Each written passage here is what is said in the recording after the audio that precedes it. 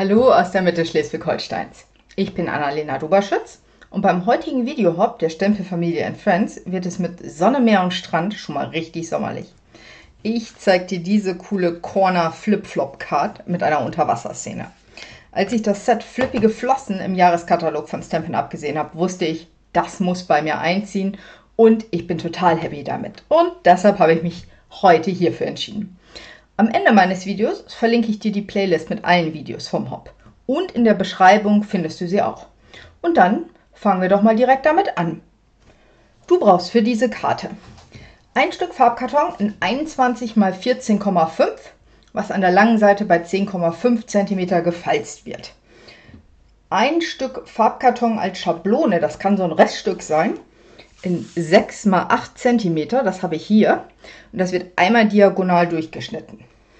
Dann 3 Stück Designerpapier in 14 x 10 cm und ein Stück Farbkarton in Weiß in 13 x 9 cm. So, ich lege erstmal alles beiseite. Ich zeige die Karte nochmal. Vorne halt so geschlossen, also ja, geschlossen und mit der abgeschnittenen Kante. Und wenn man es aufklappt, ploppt da sowas hoch. Das finde ich total lustig. Und das passt einfach total gut hierzu. Als Designerpapier habe ich hier aus dem Jahreskatalog das Beste im Leben. Das ist so ein cooles Papier, das ist so schön bunt. Für heute habe ich mich für ein älteres entschlossen, gibt es aber auch immer noch, und zwar für das Bezaubernd Bunt. So, fangen wir an, alles erstmal zu schneiden. Das ist das große Stück Farbkarton, 21 x 14,5. Und wie gesagt, gefalzt ganz normal wie eine Karte auf 10,5. So. Ganz normal falzen, Falzlinie nachziehen. Dann dieses Stück, das kann aus so einem Reststück sein, ich habe meins ja schon durchgeschnitten, in 6 x 8 cm. Ist doch 6 x 8? Ja, ist 6 x 8. Und einmal diagonal durchgeschnitten. Den Trick habe ich bei Tammy White, einer amerikanischen Demo, gesehen. Finde ich total klasse, ist mir echt super. Man nimmt dieses eine Stück und kann sich dann überlegen, ob man es so oder so ansetzen möchte, je nachdem, wie man dann seine Kante, dieses quasi rausgeschnittene Stück, ist ja nicht rausgeschnitten, ist ja nur eingeklappt, haben möchte. Das legt man sich also hier an. Vom Aufhebhelfer die Spitze mit dem Falzkopf. Guckt, dass das hier wirklich ganz genau dran liegt an diesen beiden Kanten. Und falzt hier einmal kräftig die Kante entlang. Und zwar sowohl auf der Vorderseite als auch auf der Rückseite. Da drehe ich mein Stück Papier, weil ich ja möchte, dass es wieder so das kurze Stück hier ist.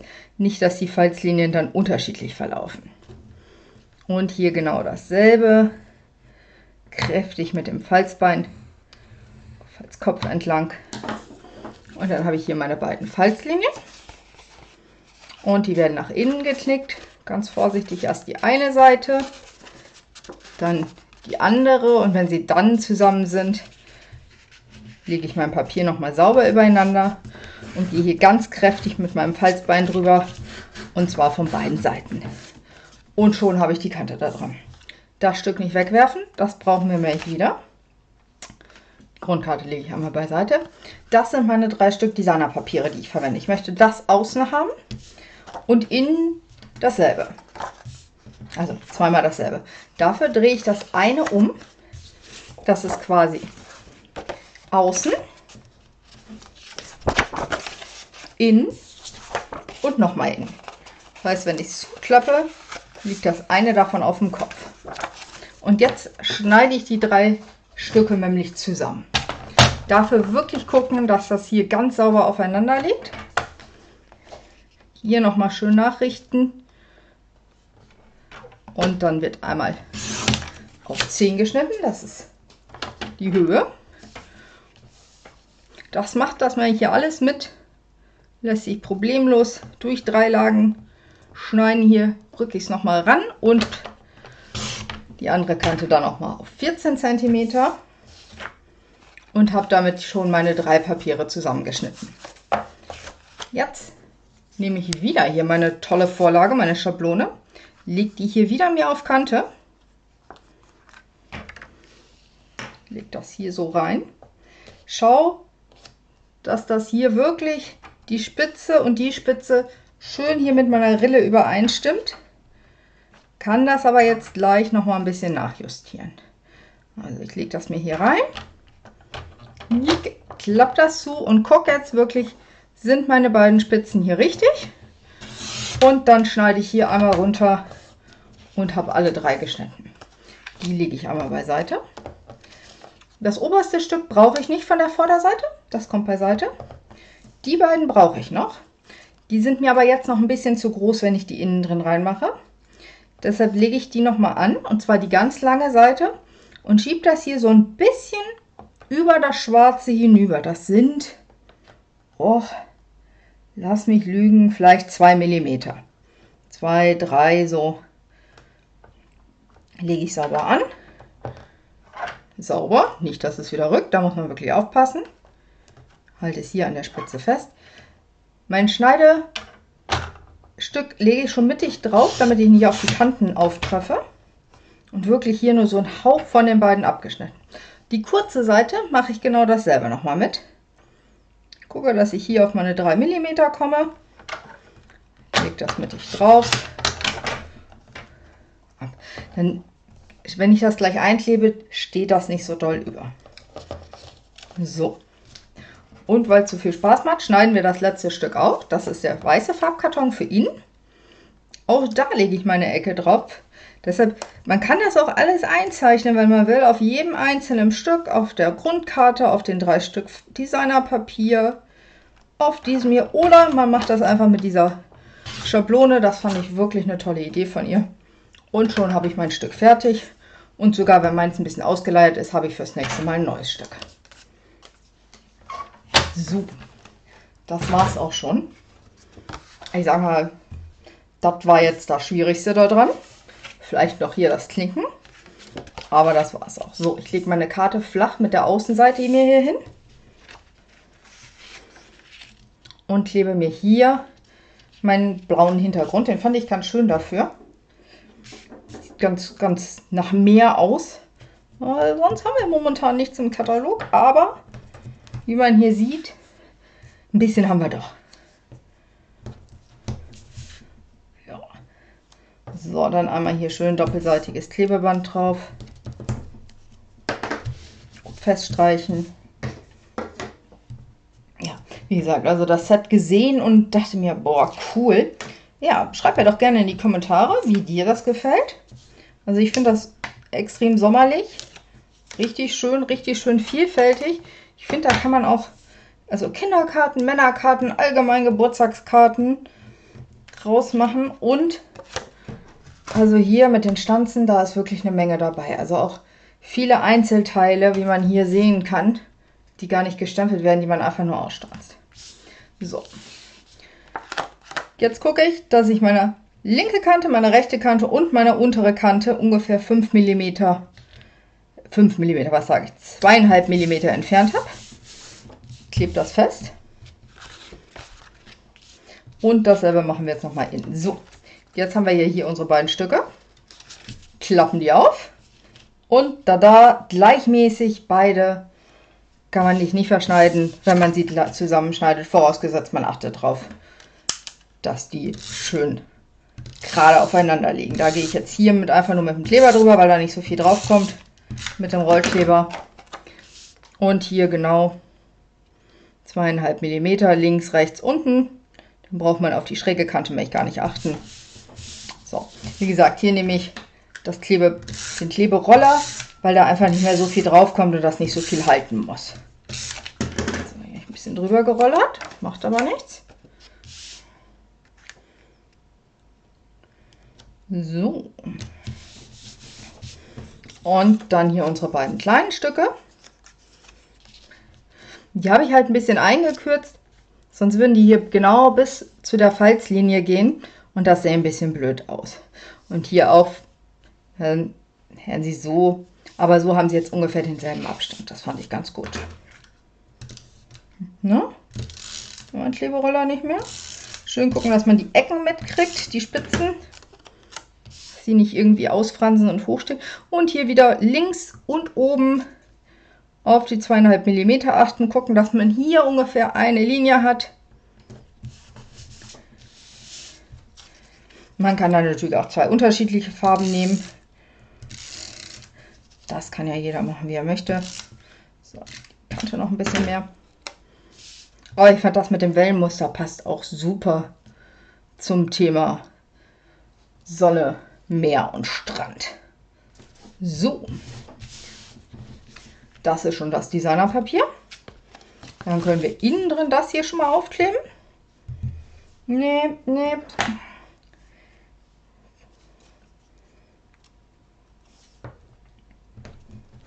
So, habe ich jetzt auch die richtige Seite? Ja, habe ich. Gut. Muss man natürlich vorher darauf achten.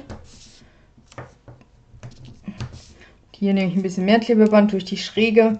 Normal würde ich für innen nur 2 Streifen nehmen. Aber das geht auch. Ja, bei uns ist es auch momentan ziemlich sommerlich. Es ist schön warm draußen, habe schon im Garten gesessen. War richtig schön heute. Aber das Video will ja auch gedreht werden. So, na, komm. Das hat jetzt einen Abstand von 5 mm rundherum wirklich. Und wieder darauf achten, links, rechts, unten. Dann muss man sich da nicht mit der Schräge rumquälen. Und man hat eine schöne Fläche, wo man noch Text reinschreiben kann. Ich klappe mir die auf, damit die schön flach liegt. Und ich habe jetzt hier schon mal eine ganze Menge ausgestanzt. Ich zeige das mal, was ich hier schon alles habe. Also das sind wirklich die Teile, die nur gestanzt werden. Dafür gibt es keine Stempel. Das ist hier so ein Unterwasser-Korallenriff, ein Hummer, diverse Fische, eine Muschel, Meerkorallen, Algengrün, Steine und den kleinen Mantarochen. Den habe ich gestempelt. Das ist ein Two-Step-Stempel. Das heißt, ich habe erst das Schwarze gestempelt. Und dann mal gucken, ob man das schafft heute, die Kamera. Nein, nicht so richtig. Dann in Schiefergrau gestempelt. Und weil ich das hier mit der Linie nicht so ganz sauber hinbekommen habe, bin ich da nochmal mit dem Blend in Granit drüber in hell. Ne? Gucken wir mal. Ja, um die Kante nochmal auszubessern. Und dadurch hat er dann nochmal so ein bisschen mehr Dimension. Fand ich ganz schön. So, hier bei dem Hai habe ich das hier oben auch gemacht. So, und dann kleben wir das Ganze jetzt einmal auf. Also es ist ein bisschen Stanzarbeit, sage ich mal, dabei, aber dafür kriegt man ein richtig cooles Ergebnis, finde ich. So, hier oben ein bisschen, nicht unten festklebt. Und das Gute ist, das passt hier auch richtig super auf die 10 cm unten drauf. Finde ich sehr praktisch. So, und dann kleben wir jetzt einfach noch schnell den Rest drauf. Dann ist die Karte auch schon fast fertig. Hier noch so ein paar Steinchen unten. Diese wird jetzt ein bisschen dunkler, die Karte.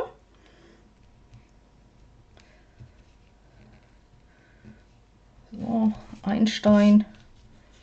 Also man könnte das auch in Weiß nutzen als Wolke, ne? Muss ich ja mal sagen. Es ist jetzt ja nicht nur, dass man das nur für eine Sache verwenden kann. Zweiter Stein. So, und den Rest will ich diesmal mit Dimensionals aufkleben. Das hatte ich mir vorhin so schön überlegt.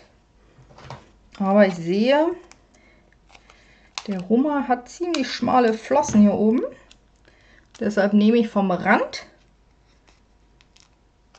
habe ich mir 2 ganz dünne Stückchen abgeschnitten.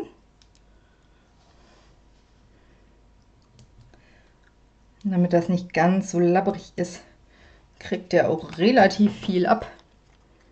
Dann kriegt er noch ein Stück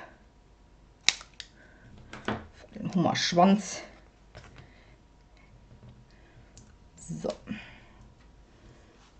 Dann wird die Karte nämlich sogar noch dreidimensional, richtig cool. So. Und weil es so schön ist, der Rest auch noch gleich. Aber die Fische sind jetzt nicht so groß, die kriegen nur so einen halben kleinen Dimensional. Das muss reichen. Ein Fisch. Noch ein Fisch. Man sollte definitiv besser kleben als ich. Ich arbeite heute auch im Stehen. Ich glaube, am Schreibtisch ist das ein bisschen schöner, weil der hier ist mir jetzt... Den nehme ich nochmal ab und setze ihn um. So. Das ist besser. So. Ein Fisch. Oben. Oh, der ist ein bisschen hoch, ne? Oben lassen wir noch einen schwimmen.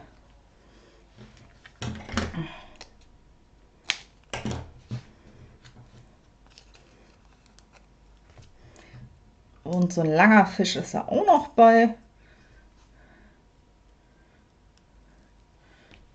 Auch in diese Richtung schwimmen. Den hebe ich mir auf. Oh, sind wir heute mal nicht so. Kommt jetzt alles mit Abstandskleber an. So, hier noch so eine Muschel. Und die Algen. Ah, die Algen mache ich mal.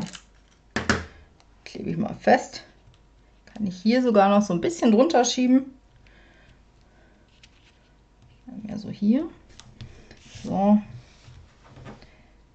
Eine Alge. Noch eine Alge.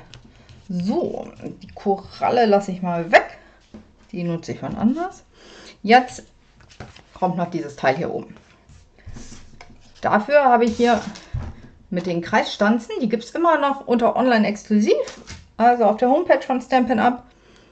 Den lege ich mir hier oben hin, gucke, dass er nirgendwo drüber ragt, damit ich die Karte verschicken kann. Merke mir diese beiden Punkte, wo die Falzlinie ist, drehe es um und zur Sicherheit, weil ich so vergesslich bin, male ich mir das hier einmal ein. Da darf Klebefläche hin. Und damit das auch ordentlich stabil ist, nehme ich da den doppelseitigen Kleber. Wir können ja nicht hier drauf was kleben, weil das ja nach innen klappt. Ist ja klar.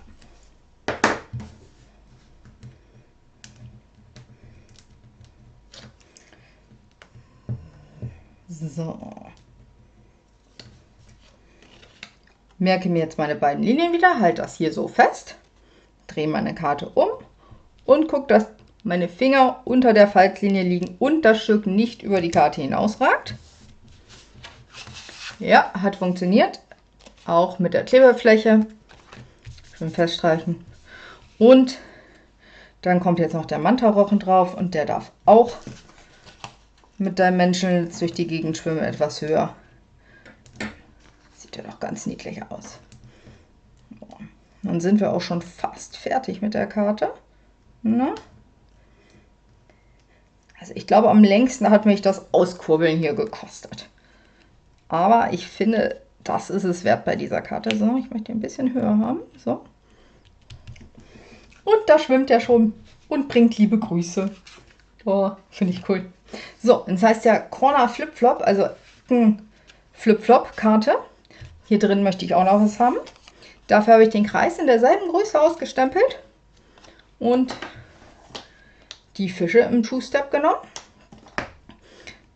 Und das klebe ich hier hin. Achte auch darauf, dass es nicht hier über diese Falzlinie geht.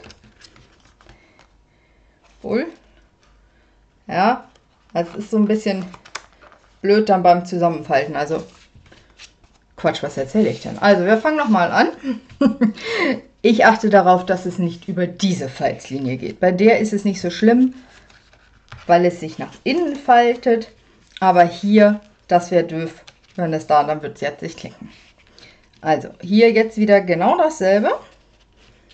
Ich merke mir meine Kanten, wo Kleber hin soll. Das ist sogar relativ viel hier. Das ist dieses Stück. Das ist diesmal mehr so ein Dreieck.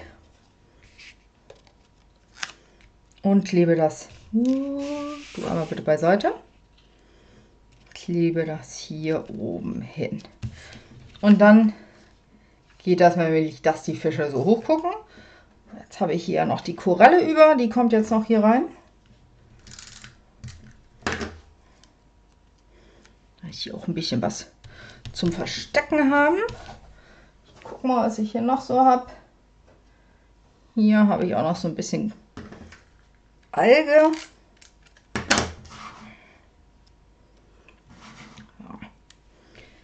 So. Die kriegen sie hier noch so ein bisschen hinter. Ja. Genau. Und einen Hummer habe ich noch über. Den klebe ich diesmal aber flach drauf. Das ist innen drin nicht so schlau. Wenn dir das hier zu tüffelig ist und das hier so ein bisschen wackelt, so wie bei mir, einfach die doppelseitige Klebefolie nehmen, vorm Ausstanzen auf den Farbkarton kleben und dann hat man gleich die Klebefolie hinten drauf. So, ja, das war es auch schon mit der Corner Flip Flop Card. Ich finde die echt cool. Wenn man mal so eine witzige Idee braucht als Geschenkkarte, finde ich die richtig schön dafür. Ja, guck dir auf jeden Fall die Videos der anderen an. Wie gesagt, die Verlinkung ist jetzt gleich am Ende. Wenn dir mein Video gefallen hat, lass mir gerne einen Daumen hoch da. Und wenn du noch nicht hast, abonniere meinen Kanal. Und dann sehen wir uns zum nächsten Video. Deine Annalena. Tschüss!